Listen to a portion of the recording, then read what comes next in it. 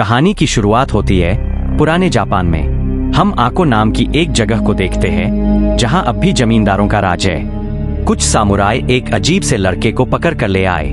उस लड़के का नाम है काय, पर कोई नहीं जानता कि वह कहां से आया है। सबको शक था कि कहीं यह कोई भूत प्रेत तो नहीं। वो उसे अपने राज्य में रखना नहीं चाहते थे क्योंकि उसकी चमड़ी बहुत सफेद थी और वह उससे डर रहे थे। लेकिन फिर भी वहां के मालिक लॉर्ड असानो ने कहा कि यह लड़का यही रहेगा। असानो की बेटी मीका को भी वह लड़का पसंद आया और दोनों जल्द ही दोस्त बन गए। अब वह लड़का उसी राज्य में बड़ा हुआ, सबसे अलग। सब उसके साथ पराया सा बर्ताव करते थे, पर फिर भी वह असानो की दया और मीका की दोस्ती के लिए शुक्रगुजार रहा। एक दिन शिकार करने वाले कुछ लोग एक जानवर को पकड़ने गए जिससे सभी गांव वाले डरे हुए थे। वह जानवर बहुत बड़ा था, 6 आंखों वाला। आदमियों को छोड़ो, वो तो घोड़ों तक को हवा में उड़ा देता। तभी हम यसानो नाम के एक सामुराई को देखते हैं जिसकी तलवार गिर गई और वह जानवर के सामने फंस गया। काय ने अपनी जान खतरे में डालकर उस जानवर को खत्म कर दिया। उसने यसानो की जान तो बचाई ही, साथ ही उसकी तलवार उसे वापस दे दी। यसानो ने घिन से कहा, मैं मर जाता तो ही बढ़िया था, इस अशुद्ध ने मुझे बचाया। छी! वह सभी लोग यह मानते थे कि काय कुछ अलग ही है। खैर, जल्द ही बाकी सामुराई वहां पहुंच गए और उन्हें लगा कि यसानो ने ही इस जानवर को मारा होगा। यसानो भी चुप रहा और सारा क्रेडिट खुद ही ले गया। वहां से जाने से पहले काय ने एक अजीब सी सफेद लोमड़ी देखी जो उसकी तरफ एकटक देख रही थी। उसकी दोनों आंखें अलग रंग की थी। इसी दौरान दूसरे राज्य नगाटो में वही सफेद लोमड़ी उनके मालिक लॉर्ड कीरा के पास गई। अचानक लोमड़ी एक खूबसूरत औरत में बदल गई। वह असल में कीरा की जासूस है। उसने कीरा को बताया कि लॉर्ड असानो को खत्म करने का उनका प्लान सफल नहीं हुआ। जब शिकार से लोग वापस आए तो मीका ने अपने पिता का स्वागत किया। उसने पूछा कि कोई चोट तो नहीं लगी। असानो ने मजाक में कहा, किसी खास के लिए फिक्र हो रही है क्या? तब पता चला कि 6 आंखों वाले जानवर को खत्म करना क्यों जरूरी था।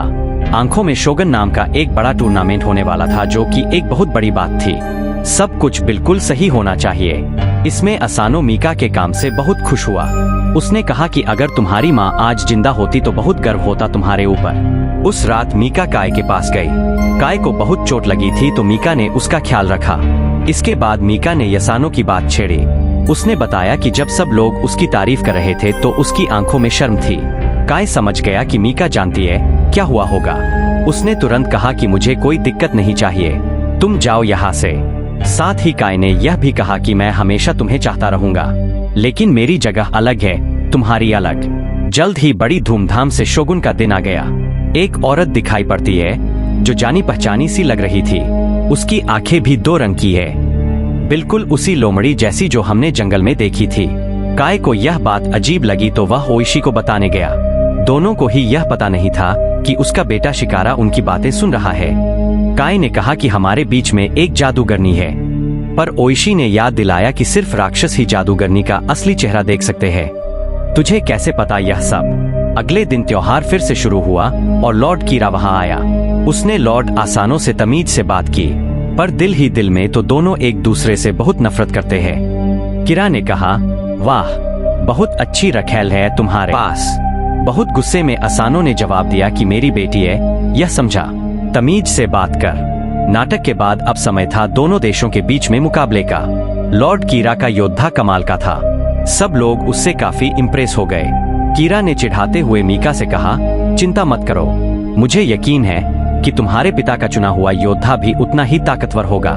लेकिन किसी को भी उस पर ज्यादा भरोसा नहीं था क्योंकि उसके पिता ने यसानो को चुना था, यह सोचकर कि उसी ने 6 आंख वाले उस जानवर को मारा है। सब सोच रहे थे कि यसानो आता ही होगा, लेकिन लड़ाई से ठीक पहले उससे वह लोमड़ी मिलने आई और अब वह कुछ बदला सा लग रहा था। जब शिकारा उसे लेने आया तो यसानो बिल्कुल भी लड़ने की हालत में लग ही नहीं रहा था। काय ने कहा कि किसी और को बुला लो, लेकिन अब इसका वक्त नहीं था। अगर उनका योद्धा जल्द ही नहीं पहुंचा तो बहुत बुरी बेइज्जती हो जाएगी उनकी। असानो का सर नीचे झुक जाएगा। लेकिन इस मुकाबले में सिर्फ एक सामुराई लड़ सकता है और वह तो दोनों ही सामुराई नहीं थे। लेकिन सामुराई मास्क पहनते हैं, लेकिन एक मुखौटे के पीछे तो किसी को पता नहीं चलेगा कि लड़ने वाला आदमी यसानो है या नहीं। सब लोग इंतजार कर करके बोर हो गए। शोगन ने अपने नौकर से कहकर असूलों से पूछवाया, कहाँ है आपका योद्धा? लेकिन तभी आको देश का योद्धा भी आ गया। उसकी एंट्री इतनी जबरदस्त नहीं थी जितनी उसके दुश्मन की। पर सबने चैन की सांस ली कि चलो आ तो गया, पर यह सुकून भी जल्द ही छीन गया। कीरा का योद्धा उस बेचारे को तोड़ने लगा। एक तीर के वार से उसका मुखौटा सबके सामने गिर गया और सब लोग बिल्कुल चौंक गए। शोगुन ने लड़ाई रुकवा दी और नीचे आया। एक नजर में ही उसने पहचान लिया कि काय कोई सामुराई नहीं है। शोगुन ने दूसरे योद्धा को उसे खत्म करने का हुक्म दिया। मीका बिल्कुल घबरा गई और काय के सामने खड़ी हो गई। लॉर्ड असानो ने इसके लिए माफी मांगी और सारा दोष अपने ऊपर ले लिया। असानो ने कहा कि अगर किसी को सजा देनी है तो मुझे दो। शोगुन मान गया और सजा को लोगों पर छोड़ दिया। उसी दिन शाम के समय लॉर्ड कीरा के सामने जादूगरनी अपना प्लान बता रही थी कि कैसे वह आंखों का पूरा इलाका लॉर्ड अकानो से हथिया लेगी। उसने कहा कि वक्त बिल्कुल सही है। अकानो के सर पर इस वक्त बहुत बोझ है। उसने अपने जादू से एक मकड़ी को पैदा किया। सोचो कितनी आंखें थी उसकी। हाँ, फिर से 6 आंखों वाला वह डरावना जानवर। अब समझ आया कि वह पहले वाला जानवर कहाँ से आया था। वह मकड़ी उसके होठों के पास चली और असानो को एक जहरीले डंक से बीमार कर दिया। असानो जागा और उसे भ्रम हुआ कि कीरा मीका के ऊपर हमला कर रहा है। उसने तलवार उठाई अपनी बेटी को बचाने के लिए, पर यह सब तो उसके दिमाग में चल रहा था। लेकिन जो हमला उसने कीरा पर किया वो सबको दिखाई दिया। सामुराई दौड़ते हुए उसे रोकने के लिए आए और कीरा ने बेचारा बनने का नाटक किया। इस घटना के लिए असानो को मौत की सजा दे दी गई क्योंकि उसने एक मेहमान के ऊपर वार किया था, पर अपनी इज्जत और रुतबे की वजह से उसे काम खुद करने का मौका दिया गया। बाद में असानो ने ओइशी से कहा कि यह फांसी से कहीं बेहतर है। ओइशी ने कहा कि यह गलत है। आपकी गलती क्या है? आपको वश में किया गया था। पर असानो अब सिर्फ अपने परिवार की इज्जत बचाने के बारे में सोच रहा था। इसके बाद वह मीका से अलविदा कहने चला गया। उसने मीका से कहा कि रोना मत, उन्हें दिखाना मत कि तुम कमजोर पड़ रही हो। फिर वह एक जगह गया ओइशी के साथ। ओइशी ने उसके लिए तलवार साफ की। काय अभी भी अपने घाव से उभर रहा था, लेकिन बाकी सब वहीं मौजूद थे और उन्होंने असानो का अंत देखा। सामुराई उसकी मौत का बदला लेना चाहते थे। ओइशी ने कहा कि अगर अब लड़ाई शुरू हुई तो उनके पूरे इलाके में लोग खतरे में पड़ जाएंगे। सिर्फ योद्धा नहीं बल्कि किसान और गांव वाले भी योद्धाओं का पहला फर्ज होता है बाकियों के बारे में सोचना। मी ने शोगुन से कहा कि असानो की इकलौती बेटी होने के नाते वो ही इस पूरे इलाके को संभालेगी जब तक उसकी शादी नहीं होती। पर वह नहीं जानती थी कि सब कुछ तो पहले ही तय हो गया है। अब से लॉर्ड कीरा ही एको के इलाके का मालिक है। मीगा को शोक मनाने के लिए 1 साल दे दिया गया। उसके बाद उसकी शादी कीरा से कर दी जाएगी। ओइशी और असानो के बाकी फौजियों के लिए शोगुन ने ऐलान किया कि अब वह सामुराई नहीं रहे, अब वह रोनिन है, मतलब सामुराई जिन्होंने अपने मालिक को खो दिया। उसने यह भी साफ कह दिया कि तुम लोग बदला भी नहीं लोगे। कीरा ने पावर में आते ही सबसे पहला काम यह किया कि रोनिन को अपनी जमीन से निकाल दिया। उसने कहा कि कोई रोनिन वहां मिला तो उसे मार दिया जाएगा। मीका यह सुनकर बहुत ज्यादा दुखी हो गई और अभी सब कुछ खत्म कहाँ हुआ था। काय को एक रस्सी से खींचकर वहां लाया गया। हीरा ने अपनी होने वाली पत्नी से कहा कि उसे एक आखिरी बार देख ले क्योंकि अब वह उसे कभी नहीं देख पाएगी। फिर उसने अपने एक आदमी को बुलाया और कहा कि ओइशी के साथ क्या करना है। उसे ओइशी पर बिल्कुल भरोसा नहीं था, जिस वजह से उसे जेल में फेंक दिया गया। वह पूरे 1 साल तक वहां पड़ा रहा। एक तेज बारिश वाले दिन उसे खींचकर बाहर निकाला गया और उसके कमजोर शरीर को वहीं छोड़ दिया गया। उसकी पत्नी और बेटा दौड़कर आए। उन्होंने उसे गर्म खाना दिया। पत्नी ने बताया कि उसके सभी लोग आकू क्षेत्र को छोड़कर चले गए। मीका को महल में ले लिया गया शादी की यारी के लिए क्योंकि उसे दिया गया 1 साल अब खत्म होने वाला है। ओइशी ने पूछा कि काय के साथ क्या हुआ। शिकारा ने बताया कि उसे तो कहीं दूर गुलाम बनाकर बेच दिया गया है। अब जब ओइशी ने खाना खाया तो सभी बातें जान ली। वह खड़ा हुआ और लड़के से कहा कि तुरंत 3 घोड़े चाहिए। उसकी पत्नी ने रोकना चाहा लेकिन ओइशी ने कहा कि पूरी दुनिया से कह दो कि हमारा तलाक हो चुका है। कुछ काम है जो बहुत ज्यादा जरूरी है और यह मेरे पास इकलौता तरीका है तुम्हें बचाने का। ओइशी ने उसे अलविदा कहा। शिकारा को कुछ बातें समझाई और घोड़ा लेकर निकल गया। बहुत ढूंढने के बाद जब उसे काय मिला तो वह बहुत बुरी हालत में था। वहाँ उसे नशेड़ियों के मनोरंजन के लिए बुरे तरीके से लड़वाया जा रहा था। ओइशी उस रिंग में एक फाइटर बनके घुसा क्योंकि बस इसी तरीके से वह काय से बात कर सकता था। लेकिन पिछले 1 साल में काय सिर्फ एक लड़ने की मशीन बन चुका था। उसके ऊपर इस हद तक प्रताड़ना हुई थी कि अब वह ओइशी को पहचान तक नहीं पा रहा था। ओइशी कहता रहा, अबे मैं हूँ, ध्यान दे। लेकिन गाय उस पर लगातार वार करता रहा, मानो बस उसका शरीर लड़ रहा हो, अंदर से मर चुका हो। वो कुछ सोचने समझने की ताकत नहीं है। उसे तब होश आया जब उसने मीका का नाम सुना। फिर उन दोनों ने उस लड़ाई की जगह से भाग निकलने का रास्ता बनाया, गोलियों से बचते बचाते। जब वह दूर तक चले गए तब दोनों बात करने लगे। अब उनका रिश्ता बिल्कुल बदल गया था। काय अब वह शांत चेला नहीं रहा, अब वह बोलने में तेज और बहुत गुस्से वाला बन गया था। साथ ही ओइशी ने माना कि मुझे तुम्हारी वह जादूगरनी वाली बात माननी चाहिए थी। लॉर्ड कीरा ने उनके मालिक को धोखे से मरवाया है। उसे अब काय की मदद चाहिए थी और 1 साल तक जेल में रुकने से उसकी सोच भी बहुत बदल चुकी थी। इसीलिए अब ओइशी काय के साथ बहुत इज्जत से बर्ताव कर रहा था। जल्द ही कीरा के महल के बाहर एक आदमी पहुंचा। वह डच आइलैंड से कुछ खबर लेकर आया था। उसने बताया कि जिस योद्धा को तुमने हमें बेचा था वह एक सामुराई की मदद से भाग गया। जिसके बाद कीरा ने जादूगरनी से जल्द ओइशी को ढूंढने को कहा। वह चाहता है कि ओइशी को पूरी तरह खत्म कर दिया जाए। उधर काय और ओइशी तालाब तक पहुंच गए जहां शिकारा उनका इंतजार कर रहा था। शिकारा ने ओइशी के सभी लोगों को वहां इकट्ठा किया हुआ था।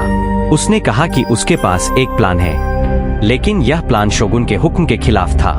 मतलब जो भी इसमें शामिल हुआ वह ज्यादा दिन तक जिंदा नहीं बच पाएगा। जैसे ही उसने बताया कि उसका मकसद है लॉर्ड कीरा को खत्म करना तो सब लोग उत्साह से चिल्ला उठे। सब उसके प्लान के हिसाब से काम करने को तैयार हो गए।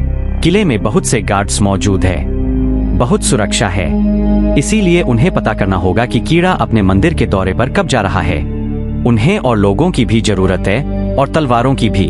ओइशी ने यह काम अपने कुछ लोगों को दिया।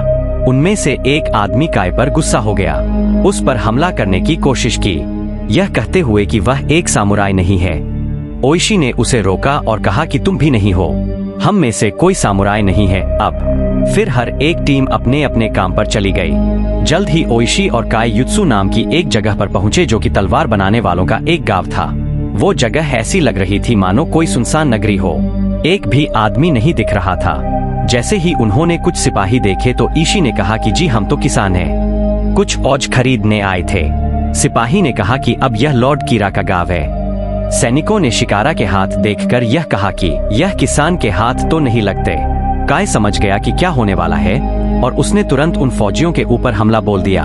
उसने सबको इतनी जल्दी खत्म कर दिया कि बचे हुए लोग बहुत ज्यादा डर गए। उन्होंने मरे हुए सिपाहियों की तलवारें उठानी शुरू की। अब तक यह साफ हो गया था कि कीरा ने पूरा इलाका जीत लिया है और अब उन्हें वहां से हथियार नहीं मिलेंगे। तब काय ने अपना राज ओइशी को बताया। उसने कहा कि हम तेंग्यू जंगल में हथियार ढूंढ सकते हैं, जहां मैं भूत प्रेतों के बीच पला हूं। उसने कसम भी खाई कि वह कभी उनका दिया हुआ जादू इस्तेमाल नहीं करेगा। ओइशी को उसकी भूत प्रेतों वाली बातें पसंद नहीं आई, लेकिन उसके पास कोई दूसरा चारा भी नहीं था। बदला तो उसे किसी भी हाल में लेना था।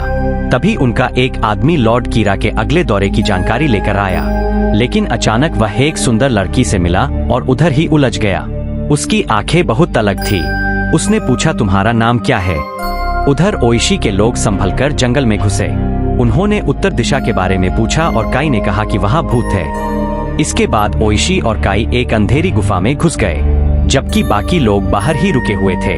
अगर बहुत से लोग एक साथ गए तो भूत प्रेत नाराज हो जाते हैं। काय ने ओइशी को कहा कि कुछ भी हो जाए लेकिन अपनी तलवार मत निकालना, ध्यान रखना चाहे कुछ भी हो जाए। उधर गुफा के बाहर खड़े रोनन आपस में बातचीत करने लगे। वह यह समझ नहीं पा रहे थे कि आखिर ओइशी को काय के ऊपर इतना भरोसा क्यों है। थोड़ी बातचीत के बाद उन्होंने फैसला लिया कि हमें काय के ऊपर भरोसा नहीं है। अगर उसने अंदर ले जाकर ओइशी को मरवा दिया तो अब वह लोग भी गुफा के अंदर जाने को तैयार हो गए, जो कि उन्हें किसी भी हालत में करने से मना किया गया था। उधर काय एक अंदर वाले कमरे में अकेला गया। जल्दी ही एक अजीब सा दिखने वाला आदमी उसके पास आया। वह और काय बाहर की दुनिया के बारे में बातचीत करने लगे कि किस तरह काय जैसे लोगों के साथ बुरा बर्ताव किया जाता है। उसे भी तो मौके मौके पर गंदा खून कहा गया, हर जगह से ठुकराया गया बिना किसी गलती के। लेकिन यहाँ प्रेतों की दुनिया में उसके साथ कुछ गलत नहीं हुआ, उसे अपनाया गया। वहीं बाहर के कमरे में ओइशी अपने लोगों की नफरत देखकर हैरान हो गया। सभी लोग शौक में थे। फिर यसानो ने बिना वजह अपनी तलवार खींच ली। उसने एक अजीब सी लड़ाई शुरू कर दी और ओइशी के दिमाग में एक आवाज चलने लगी। वह बार बार यही कह रही थी कि तलवार निकाल और अपने लोगों को बचा। वह बेचैन होकर बिना तलवार के मदद करने की कोशिश करता रहा, पर उसके लोग एक एक करके गिरते रहे। तभी काय ने उस तलवार की मांग की जो उन दोनों के बीच गड़ी हुई थी। भूत ने कहा कि हाँ जरूर ले सकते हो, लेकिन सिर्फ एक शर्त पर, मुझसे पहले इसे पकड़ के दिखाओ।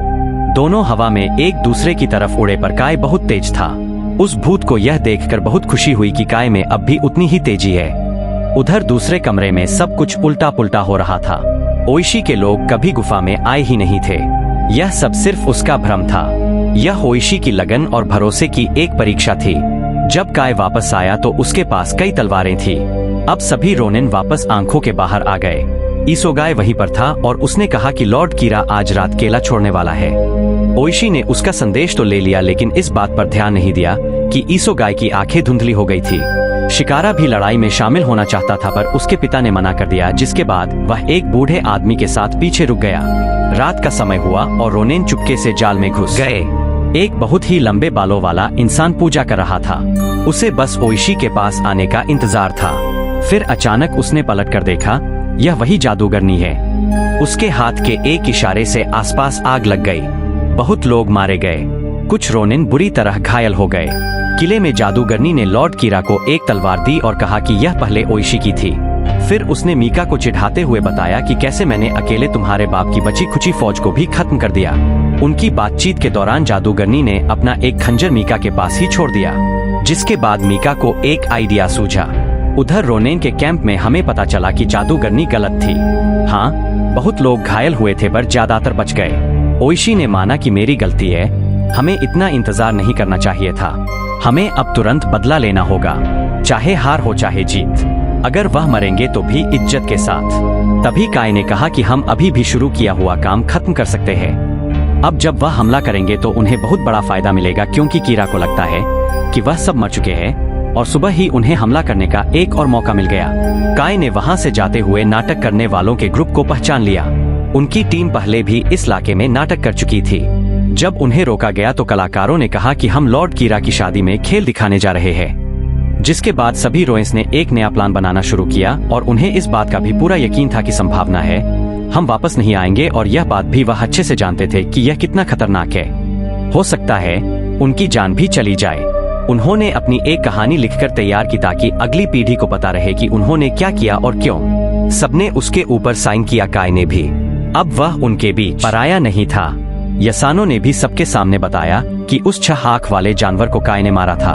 मैंने नहीं, थोड़ा देर से ही सही, पर चलो। उसने माफी तो मांगी। साथ ही उसने बताया कि सामुराई हमेशा 2 तलवार रखते हैं, और उसने काय को दूसरी तलवार दे दी। रात के समय अब एक बहुत बड़ा कार्यक्रम शुरू होने वाला था। कीरा का किला बहुत ज्यादा सिपाहियों से भरा हुआ था। उन्होंने नाटक मंडली को दरवाजे से अंदर जाने दिया, लेकिन किसी का ध्यान नहीं गया कि काय और ओशी उनके बीच में ही छुपकर किले के अंदर घुस गए। जल्द ही मीका को शादी के जोड़े में सजाकर कीरा के सामने लाया गया और उन दोनों के बैठते ही नाटक शुरू हो गया। जब सब लोग नाटक देख रहे थे तो इस मौके का फायदा उठाकर सभी रोनिन किले के कोने से ऊपर चढ़ गए और वहां के पहरेदारों को चुपचाप मारने लगे। वो सब धीरे धीरे इतनी सफाई से अपना काम कर रहे थे कि किसी को शक न हो। वह जैसे ही एक सामुराई को खत्म करते तो उनमें से ही कोई उसकी जगह ऐसे खड़ा हो जाता मानो कुछ हुआ ही ना हो। वहीं सब लोग स्टेज पर आग का खेल देखते हुए खुश हुए, पर अचानक से जादूगरनी को महसूस हुआ कि कुछ तो गड़बड़ है। ओइशी अपना भेष बदलकर वहां मौजूद था। उसने कुछ करतब दिखाने शुरू किए। उधर 3 साथ खड़े सामुराई को खत्म करते हुए कुछ गड़बड़ हो गई और उनमें से एक ने ओइशी पर तीर चला दिया, जो उसके हाथ को छूकर चला गया। लेकिन वो कीरा पर जो हमला कर रहा था वह नाकाम हो गया। अब लॉर्ड कीरा के आदमी उसे और मीका को सभी तीरों से बचाते हुए वहां से ले गए। सभी रोनिन अभी भी उनके पीछे थे, लेकिन अब जगह जगह पर लड़ाइयां छिड़ गई थी। काय अकेला कई दुश्मनों का सफाया करता जा रहा था। लॉर्ड कीरा ने अपने सबसे खतरनाक योद्धा को रोनिस का मुकाबला करने के लिए भेजा। उसे देखकर सब डर रहे थे। वह जानते थे कि यह बहुत ज्यादा ताकतवर है। लेकिन तभी एक रोन ने जलता हुआ बारूद हथियारों वाले कमरे में फेंक दिया। जबरदस्त धमाका हुआ और कीरा का वह समुराई उसी में मारा गया। जादूगरनी भी तुरंत अपना रूप बदलकर वहां से उड़ गई। मीका ने मौका देखकर अपने शादी के जोड़े में छुपा हुआ वह खंजर उठाया और कीरा पर हमला बोल दिया। पर जब उसे समझ आया कि वह उसे नहीं मार पाएगी तो मौका देखकर वह वहां से भाग गई। पूरा किला अब जंग का मैदान बन चुका था और सभी रोनन अपनी पूरी ताकत लगा रहे थे। कुछ देर बाद काई और मीका एक दूसरे से मिले। जैसे ही काई ने कहा कि अब कोई हमें अलग नहीं कर सकता, जादूगरनी वापस आ गई। जल्द ही वह अपने जादू से एक बड़े ड्रैगन में बदल गई। लेकिन काय ने कहा कि मैं नहीं डरता तुझसे। उसने काय पर आग से हमला किया, लेकिन उस खास तलवार की मदद से काय ने उसके हर एक हमले को रोक दिया और उस पर लगातार पलटवार करता रहा। उधर ओइशी और कीरा के बीच अब सिर्फ एक पतली सी दीवार बची थी। दोनों ने एक दूसरे पर हमला करते हुए उसे तोड़ दिया। उन दोनों के बीच एक जबरदस्त लड़ाई छिड़ गई। दोनों एक से बढ़कर एक थे। वहीं जादूगरनी से लड़ते हुए काय की तलवार उससे छूट गई, पर जैसे ही वह ड्रैगन मीका पर हमला करने के लिए आगे बढ़ा तो काय ने तुरंत अपनी छुपी हुई शक्तियों का इस्तेमाल करके तलवार उठाई और ड्रैगन पर जबरदस्त वार किया। ड्रैगन नीचे गिर पड़ा और धीरे धीरे जादूगरनी में बदलने लगा। यह हमला इतना खतरनाक था कि जादूगरनी ने दम तोड़ दिया। वही किले के अंदर ओइशी ने भी कीड़ा को हरा दिया और आखिर में उसका सर काटकर सबके सामने पहुंचा, इस लड़ाई को हमेशा के लिए खत्म करने। लॉर्ड कीरा के मरते ही उसके सैनिकों ने भी हथियार डाल दिए। फिर सभी 47 रोनेन राजकुमारी मीका के साथ आको वापस आए। उन्होंने असानों की कब्र पर जाकर उनकी तलवार रखी और ओइशी ने कहा कि अब बदला पूरा हुआ। आखिर में राजकुमारी ने भी काय से अपने प्यार का इजहार किया और उन दोनों के बीच मोहब्बत पनपने लगी। वीडियो पसंद आई तो लाइक कर देना, चैनल को सब्सक्राइब कर लेना।